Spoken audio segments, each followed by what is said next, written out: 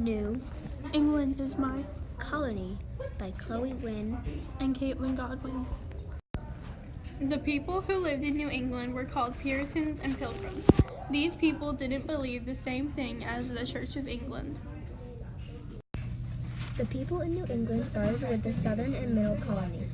Also, England. They traded whale oil and some fish, like hake, cod, and they also built ships. The New England colony traded different types of fish and whale oil. They traded those things for livestock, crops, and cotton from the other colonies. The New England colony had town meetings to decide on things. The New England colony had rocky soil, so they couldn't farm anything. It was also very cold, therefore there weren't many diseases. They used wood to build ships. This is where the New England colonies were. There were Maine, which was part of Massachusetts, New Hampshire, Connecticut, and Rhode Island.